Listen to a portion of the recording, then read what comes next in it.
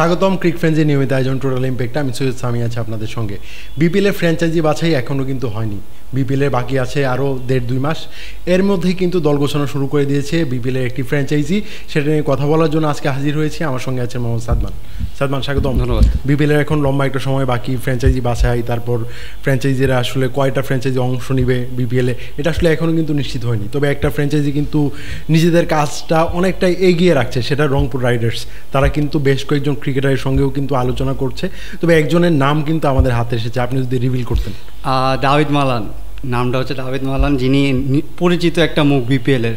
সেটা সবচেয়ে বড় শকিং জিনিস হচ্ছে যে গত বিপিএলে যারা চ্যাম্পিয়ন ছিল ফরচুন বরিশাল, তাদেরই কিন্তু দাভিদ মালান একটা নিয়মিত সদস্য ছিলেন। তারা কিন্তু রেগুলার দাভিদ মালানকে খেলিয়েছেন এবং এখনও ডিল আসলে কনফার্ম হয়নি, কিন্তু আমরা আসলে তার সাথে যোগাযোগ করার পরে শুনতে পেরেছি যে তারা কথা বলছে দাভিদ মালানকে নেক্সট বিপিএল নিয়ে, মানে নেক্সট বিপিএলে নিজেদের দলে করে নেওয়ার জন্য। এখন যেটা কথা হচ্ছে যে আসলে বিপিএলের কিন্তু কিছুই আগাচ্ছে না, কিন্তু এই যে রংপুর রাইডার্সকে দেখবেন যে তারা যে একটা প্রফেশনাল ফ্র্যাঞ্চাইজি, এর মাধ্যমে কিন্তু আবার প্রমাণিত হলো যে এখনও তারা হয়তো জানে যে বিসিবি তাদের সাথে কথা বলে তারা হয়তো ফ্র্যাঞ্চাইজির মালিকানাটা পাবে বা নেক্সট বিপিএল তারা পার্টিসিপেট করতে পারবে। সেইটার জন্যই কিন্তু তারা অলরেডি প্রস্তুতি শুরু করে দিয়েছে যে একটা ফ্র্যাঞ্চাইজি চালানোর জন্য আসলে এভাবেই করতে হয় যে আপনি সব পসিবিলিটি আপনার কিন্তু এগিয়ে থাকতে হবে। অন্য ফ্র্যাঞ্চাইজিরা যে প্ল্যানিং করছে, আবার যারা নতুন ফ্র্যাঞ্চাইজি পাবে তারা কিন্তু হাতে কিন্তু খুব একটা সময় কিন্তু পাবে না। সো তাদের চেয়ে আপনার টিমকে যদি এগিয়ে রাখতে হয়, আপনার ক্রিকেটারদের সঙ্গে কথা বলা শুরু করতে হবে। সেটা কিন্তু রংপুর শুরু করে দিয়েছে। তারা লাস্ট গ্লোবাল সুপার লিগে গিয়েছিল, ভালো একটা টিম নিয়ে গিয়েছিল। আগের বার গ্লোবাল সুপার লিগের চ্যাম্পিয়ন হয়েছিল, এবার তারা রানার্স আপ হয়েছে। তাদের ওই পারফরমেন্সটা কিন্তু আছে, সেই পরিকল্পনা অংশ হিসেবেই তারা কিন্তু আগামী বিপিএল নিয়ে প্ল্যান করা শুরু করেছে। আর আমরা বলি যে বিপিএলের এবারে আসরটা, গত আসরটা যদি বলি, সেই বিপিএলটা নিয়ে কিন্তু অনেক প্রশ্ন আছে, অনেক ফিক্সিংয়ের এলিগেশনস আছে বিভিন্ন টিমের বিরুদ্ধে, বিভিন্ন প্লেয়ারদের বিরুদ্ধে, যদিও এইগুলো এখনও রিপোর্ট আকার প্রকাশ হয়নি। তবে সেক্ষেত্রে একটু সেফ জোনে আছে কিন্তু রংপুর রাইডার্স। তাদের বিরুদ্ধে এরকম কোনো অভিযোগ নেই। তাদের ক্রিকেটাররাও খুবই ফ্রেশ, তাদের পেমেন্ট কিন্তু সবার আগে সব ক্রিকেটারের পেমেন্ট তারা ক্লিয়ার করে দিয়েছে। সো এই ফ্র্যাঞ্চাইজিটা একটু নির্ভর থাকতেই পারে, যেহেতু তাদেরকে আসলে বিসিবি হয়তো বা রিটেইন করবে না। এই যে লম্বা সময় ধরে আসলে ফ্র্যাঞ্চাইজি থাকলে সুবিধা কিন্তু এইটাই, আপনি জানেন যে কাদের উপরে বিশ্বাস করা যায়, কারা আসলে নিয়মিত এই ফ্র্যাঞ্চাইজিটা চালাতে পারে। সেই বিষয়টা কিন্তু রংপুর রাইডার্স, ফরচুন বরিশাল তারা কিন্তু নিয়মিত দেখিয়েছেন। কুমিল্লা যে টিমটা ছিল তারাও কিন্তু অনেকটা ভালো ছিল, কিন্তু আসলে রাজনৈতিক কারণেই তারা এখন নেই, এই দলটা নেই। কিন্তু এই ডেভিড মালান কিন্তু কুমিল্লার হয়েও কিন্তু খেলেছেন। বিপিএল এখন পর্যন্ত 5টা ফ্র্যাঞ্চাইজির হয়ে তিনি আসলে মাঠে নেমেছেন। বরিশাল বান্স থেকে শুরু করে Khulna Titans, Comilla Warriors, Comilla Victorians, বরিশালের লাস্ট টিমটা যেটা ফরচুন বরিশাল, তাদের হয়ে খেলেছেন। এখন পর্যন্ত 37টা ম্যাচে বিপিএলে মাঠে নেমেছেন, 1185 রান করেছেন। সো বিপিএলে তিনি আসলে যে রান পান, এটা কিন্তু প্রমাণ।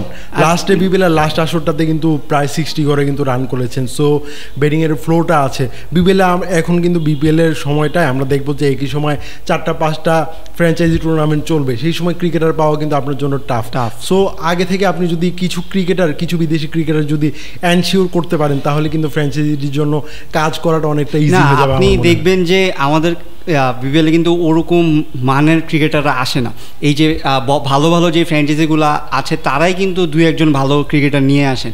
এই জিনিসটা কিন্তু আসলে লাস্ট অনেক দিন ধরেই চলছে যে আমরা ভালো ক্রিকেটার পাচ্ছি না। সেটা অনেক ফ্র্যাঞ্চাইজি লিগ চলছে ওয়ার্ল্ড ওয়াইড, সেগুলোর কারণে হতে পারে, ক্ল্যাশের জন্য হতে পারে, বিপিএলের মান কমে গেছে সেই জন্য হতে পারে। কারণ আপনার মান ভালো থাকলে আপনার প্লেয়াররা অন্য ফ্র্যাঞ্চাইজি বাদ দিয়ে আপনার কাছে খেলতে আসবে। এখন দাভিদ মালান সবসময় কিন্তু বিপিএলকে আসলে প্রায়োরিটি দিয়ে আসছে, বা তিনি খেলে আসেন, তিনি নিয়মিত খেলেন। সো তাকে আপনি যদি রংপুর চিন্তা ভাবনাটা দেখেন যে বড় একজন প্লেয়ারকে যদি আপনি আগে ভাগেই নিয়ে নিতে পারেন, যাতে সে পরের অন্য ফ্র্যাঞ্চাইজি যেগুলো আছে সেই সব জায়গায় না গিয়ে আপনার কাছে খেলেন, এই যে অ্যাপ্রোচ, এই যে আপনার কনফিডেন্স, এইটা কিন্তু আসলে অন্য ফ্র্যাঞ্চাইজিগুলোর মধ্যে নেই, বেশিরভাগ ফ্র্যাঞ্চাইজিগুলোর মধ্যে নেই। কারণ তারা এক মৌসুম আসে, সেকেন্ড মৌসুমে নেই, আবার নতুন করে ফ্র্যাঞ্চাইজি দেওয়া লাগে। সো এই জিনিসগুলা যতদিন না আসলে সলভ হচ্ছে ততদিন, এই যে মালান আসছেন তিনি কিন্তু ইন্টারন্যাশনাল ক্রিকেট খেলেন না, কিন্তু যখন খেলেছেন 1 নাম্বার ব্যাটার ছিলেন। এখন কিন্তু অনেকেই আমরা যখন নিউজটা করি তখন কিন্তু অনেক দর্শকই বলছেন যে বাতিল মাল বা বয়স্ক হয়ে গেছে, কিন্তু আপনার এই প্লেয়ারটাও কিন্তু এখনও আসলে ফ্র্যাঞ্চাইজির জন্য অ্যাক্টিভ। ফ্র্যাঞ্চাইজিতে যে আপনার একদম অ্যাক্টিভ প্লেয়ার সবাই থাকবে সেটা কিন্তু না, অনেকেই আছে। আপনি ওয়েস্ট ইন্ডিজের কথা যদি চিন্তা করেন, পুরান তিনি ইন্টারন্যাশনাল ক্রিকেট ছেড়ে দিয়েছেন, তাকে 30 বছরও হয়নি, সো তাকে তো আপনি বাতিল বলতে পারবেন না। সো এরকম কিছু প্লেয়ার রয়েছে যারা নিয়মিত ফ্র্যাঞ্চাইজিতে ভালো খেলে। সো রংপুরের এই যে চিন্তাভাবনাটা, এইটা কিন্তু আসলে প্রশংসা দাবিদার, কারণ আপনার অন্য ফ্র্যাঞ্চাইজিগুলোকেও এইভাবে এইদের রোল মডেল হিসেবে রেখে তারপরে আসলে বিচার করে ফ্র্যাঞ্চাইজিগুলো, নেক্সট যে ফ্র্যাঞ্চাইজিগুলো আসবে তাদের সিলেক্ট করা উচিত। বিপিএলে আসলে যেই মানের ক্রিকেটার, বিদেশি ক্রিকেটাররা আসেন, এটা আসলে খুবই লজ্জার ব্যাপার। মানে অনেক বছর ক্রিকেট খেলেন না বা ফ্র্যাঞ্চাইজি লিগে দল পান না, তারা বিপিএলে খেলতে আসেন, তারা জানেও না যে হয়তো ক্রিকেট যে এখন আর কেমনে। তাহলে আরেকটা ব্যাপার হলো যে ভারতীয় ক্রিকেটাররা একদম ইন্টারন্যাশনাল ক্রিকেট থেকে অপশন নিয়ে ফেলেছেন, তারা কিন্তু আমাদের বিপিএল এর মতো টুর্নামেন্ট কিন্তু খেলতে পারেন। আমাদের বাংলাদেশি ফ্র্যাঞ্চাইজিরা তারা অ্যাপ্রোচ করে কিনা সেটাও আসলে দেখার বিষয়। আপনি হয়তো বা জানবেন যে আজকেই কিন্তু ভারতের ফ্র্যাঞ্চাইজি লিগ থেকে অপশন নিয়েছেন রবিচন্দ্রন অশ্বিন। তিনি আসলে এখন বিশ্বজুড়ে যে কোনো ফ্র্যাঞ্চাইজি লিগ খেলার জন্য উন্মুক্ত। তিনি একটা দ্য 100 ইংল্যান্ডের যে 100 বল টুর্নামেন্ট সেটাতে খেলার জন্য আগ্রহ দেখিয়েছেন। তার মতো ক্রিকেটারকে আমরা কি বিপিএল এ দেখতে পারবো কি? এই যে দেখেন, আপনি একটা ইন্ডিয়ান প্লেয়ার, সে আইপিএল থেকে হয়েছে, কারণ আইপিএল যারা খেলেন তারা অন্যান্য পিয়ুষ চাওলাও কিন্তু আমরা শুনছি যে অন্য ফ্র্যাঞ্চাইজি তারা কিন্তু অ্যাভেলেবল। আপনি কিন্তু তাদেরকে বিপিএল আনার কোনো বাধা নেই, কারণ আপনি ইন্ডিয়ার তারা আইপিএল যখন খেলবে আপনি অ্যাপ্রোচ হতে পারবেন, কিন্তু আপনি যখন ওপেন তখন কিন্তু আপনার বাধা নেই। কিন্তু এই দায়িত্বটা আসলে তো আপনার, যে আপনি কতটা মানসম্পন্ন ফ্র্যাঞ্চাইজি দিচ্ছেন। অশ্বিনের ব্রেইন যদি দেখেন, অশ্বিন একটা ইউটিউব চ্যানেল চালায়, তিনি সারাক্ষণ ক্রিকেটের সাথে যুক্ত। তিনি দেখেন সারা দেশে, সারা বিশ্বে কত ক্রিকেট খেলা হচ্ছে বা কোথায় কোথায় কী হচ্ছে, তার কিন্তু ধারণা আছে যে বিপিএল এ কী মান চলছে, কী আছে। সো আপনি এখন যতদিন না আপনি মডেলটা ভালোভাবে দাঁড় করাচ্ছেন, আপনার কি মনে হয় যে আপনি তাকে যদি বলেন যে 100 বাদ দিয়ে আমার কাছে আসো, তাই সে কি আসবে?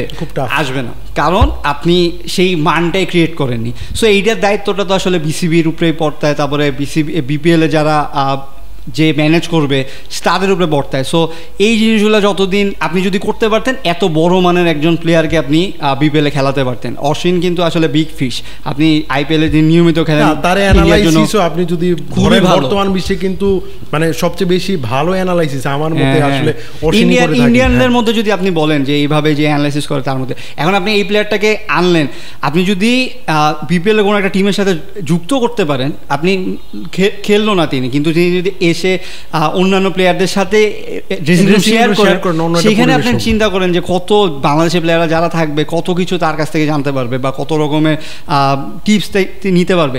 এই জিনিসগুলো তো মিসিং হবে আসলে বিপিএল এর এই দুরবস্থার জন্যই। সো আমার মনে হয় যে বিপিএলটাকে উন্নত করতে পারলে আসলে আপনার জন্য অনেক রাস্তায় ওপেন থাকবে, এবং সেইটার দিকেই আসলে আমার মনে হয় যে এইবারের বিসিবি ওই দিকে ফোকাস করা উচিত, যে নেক্সট বিপিএলটা যখন হবে যাতে এই জিনিসগুলা তারা অন্তত করতে পারে, যে আমরা অ্যাপ্রোচ করতে পারছি যে এই প্লেয়ারটা আসবে, এবং পরেরটা তো আসলে পরে। আমরা অনুষ্ঠান একদম শেষ পর্যায়ে। আসলে বিপিএল এর যে অগ্রগতিটা হচ্ছে, যে বিপিএল এর অনেকগুলো স্টেপ বাই স্টেপ আসলে এগোনোর কথা ছিল। ডিসেম্বরে বিপিএলটা আয়োজন করার ক্ষেত্রে বিসিবি আসলে কতটুকু এগোচ্ছে, বিপিএলটা ডিসেম্বর হওয়ার সম্ভাবনা আসলে কত? না, ওই দিন আমি আমার আরেক সহকর্মীর সাথে শো করছিলাম, তাকেও বলেছি যে এতদিনে আমরা আসলে একটা রোড ম্যাপ পেয়ে যাওয়ার কথা যে কি হয়েছে, কারণ আমরা লাস্ট কয়েকদিন ধরে কিন্তু আমরা অনেক শুনছিলাম যে বিপিএল এর যিনি চেয়ারম্যান রয়েছেন তার কাছ থেকে যে এই হয়ে যাচ্ছে বা কয়েকদিনের মধ্যে হয়ে যাবে, ইভেন প্রেস কনফারেন্সেও বলা হয়েছে, কিন্তু আমরা কিন্তু কোনো আসলে দেখতে পাচ্ছি না। আমরা ইভেন্ট ম্যানেজমেন্ট কাকে দেওয়া হবে সেটাও কিন্তু এখনো এনশিওর না। সো এটা আসলে আবার মনে হচ্ছে যেন পিছিয়ে যাচ্ছে, এবং ডিসেম্বরে বিপিএলটা হবে নাকি এটা এখন একটা বড় কোশ্চেন মার্ক হয়ে গেছে। তারপরে আপনি দেখবেন যে মুস্তাফিজ কিন্তু অলরেডি আইএল টি20-র জন্য বুক হয়ে গিয়েছেন। তারপরে এসএ টি20-তে আমরা গতকালকে দেখলাম 23 জন প্লেয়ার নাম দিয়ে দিয়েছেন, মাহমুদুল্লাহর নামও সেখানে আছে। সো এই প্লেয়ারগুলো কিন্তু ব্যাকআপ অপশন নিয়ে রেখেছেন যে ডিসেম্বরে বিপিএল না হলে আমরা কোথায় খেলতে পারি বা কোথায় খেলবো।